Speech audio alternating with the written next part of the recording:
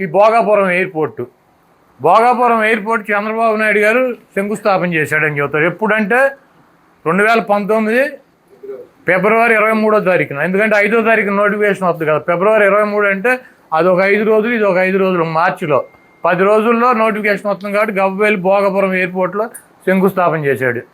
ఆయన 15,000 ఎకరాలు కావాలని చెప్పి శంకుస్థాపన చేశాడు. 15,000 ఎకరాలు అంటే 4-5 గ్రామాలు ఉన్నాయి. ఆ గ్రామాల్లో ఒక గ్రామంలో ఉన్నటువంటి ఎన్నికలప్పుడు జగన్మోహన్ రెడ్డి గారు వెళ్తే ఒక గ్రామంలో ఉన్నటువంటి మహిళ ఇక్కడికి ఎర్ర బస్సు రాదు, మమ్మల్ని మాకెందుకు మా పొలాలు తీసుకుని మమ్మల్ని ఎందుకు ఇబ్బంది పెడుతున్నారని అడిగారు. దాన్నే జగన్మోహన్ రెడ్డి గారికి చెల్లెలు ఇలా అడుగుతుందని చెప్పి మేము అధికారంలోకి వస్తే 2,000 ఎకరాల్లోనూ 2,200 ఎకరాల్లోనూ మేము కడతాము, మిమ్మల్ని ఇబ్బంది పెట్టమని చెప్పి ఆయన చెప్పడం జరిగింది. అదేవిధంగా ఈయన శంకుస్థాపన చేసినటువంటి ప్రాంతాన్ని కానీ ఆ పిల్ల అడిగినట్టు ఊరు కానీ దీంట్లో కలవలా. 15,000 ఎకరాలు తీసేసి చంద్రబాబు కనీసం ల్యాండ్ కూడా ఎక్వేట్ చేయలే. పేపర్ ప్రకటన 15,000 ఎకరాల్లో ఎయిర్పోర్ట్ కడతాను. ఇది ప్రపంచంలోనే ఎక్కడా లేదు. 15,000 ఎకరాల్లో ఈయన కడతానని ఒక ప్రకటన చేసి ఒక శంకుస్థాపన చేసి ఒక రాయి, ఒక కొబ్బరికాయ, ఒక టాపీ మేసం తీసుకెళ్ళి లేచాడు. అయిపోయింది. పాపం ఈ జగన్మోహన్ రెడ్డి గారు వచ్చి ఆ భోగాపురం ప్రాంతంలో 2,200 ఎకరాలు 1,000 కోట్ల రూపాయలు ప్రభుత్వం డబ్బు కట్టాడు. ల్యాండ్ ఎక్వైర్ చేశారు. 3 గ్రామాలను అక్కడి నుంచి రీహాబిలిటేషన్ పక్కకు తరలించి దానికి కావాల్సినటువంటి అనుమతులన్నీ తీసుకొచ్చి కేంద్ర ప్రభుత్వం దగ్గర జిఎంఆర్కి ఇచ్చారు కాంట్రాక్టు. దీంట్లో కాంట్రాక్ట్ అంటే ఏంటి? ప్రభుత్వం రాష్ట్ర ప్రభుత్వం పొలాలకు డబ్బులు కట్టింది రైతులకి, దానికి కావాల్సిన అనుమతులు కేంద్ర ప్రభుత్వం ఇచ్చింది.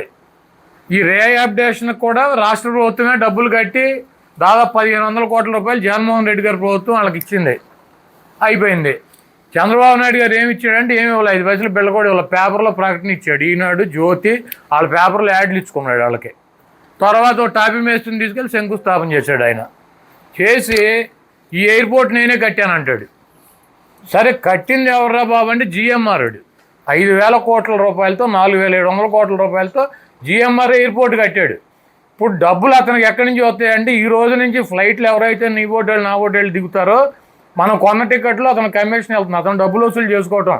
నరేంద్ర మోడీ గారు కానీ చంద్రబాబు నాయుడు గారు కానీ జిఎంఆర్ ఇప్పుడు ఆ కట్టినటువంటి ఎయిర్పోర్ట్కి 5 పైసలు బిళ్ళ కూడా ఇవ్వాల.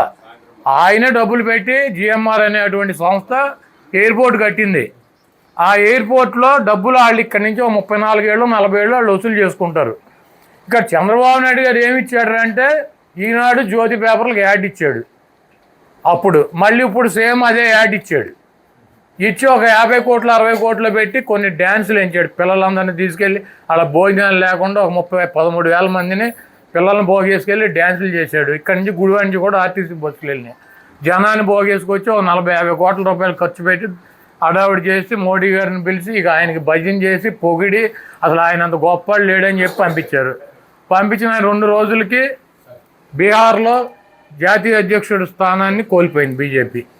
అట్లాగే మధ్యప్రదేశ్లో బీజేపీ అధికారంలో ఉంది. అక్కడ కాంగ్రెస్ ఎమ్మెల్యేని దుర్మార్గంగా డిస్క్వాలిఫై చేశారు. ఆ ఎన్నికల్లో మళ్ళీ కాంగ్రెసే డబుల్ మెజార్టీతో గెలిచింది అక్కడ. అదేవిధంగా గుజరాత్లో కూడా 1,00,000 ఓట్ల మెజార్టీతో గెలిచినటువంటి సీటు 29,000 మెజార్టీకి వచ్చింది.